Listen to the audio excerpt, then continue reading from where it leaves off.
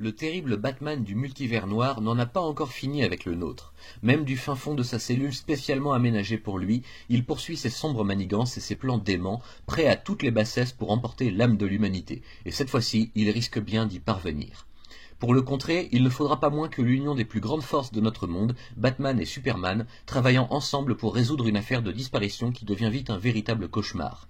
Il s'avère rapidement que le Batman qui rit n'avait pas infecté que le commissaire James Gordon avec sa toxine mêlée de métal N, mais aussi 5 autres héros devenus ses cavaliers d'une apocalypse très personnelle.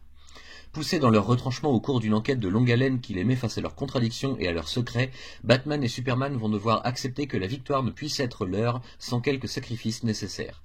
Une fois de plus, c'est notre univers tout entier qui est menacé de destruction via l'intrusion du multivers noir dans notre réalité. Une fois de plus, il va falloir combattre comme jamais auparavant et se résoudre à des actes jamais envisagés jusque-là.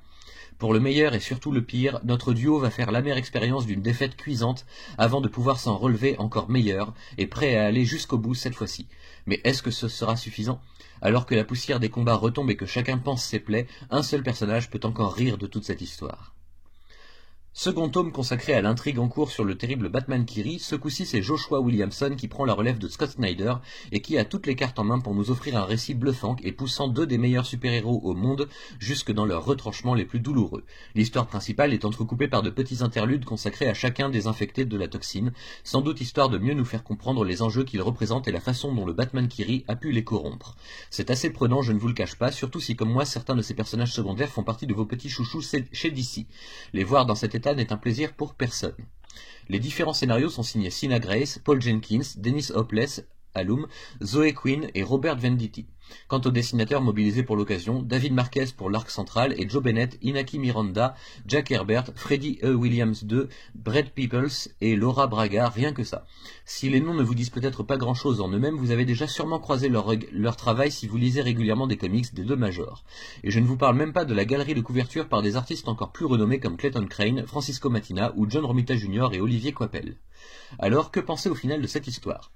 C'est une très bonne suite, dans la ligne droite de ce que Scott Snyder échafaude depuis Batman Metal, et qui va nous conduire tout droit aux événements de Justice League d'Oumuar, alors qu'il faut absolument lire également en parallèle les arcs développés dans New Justice.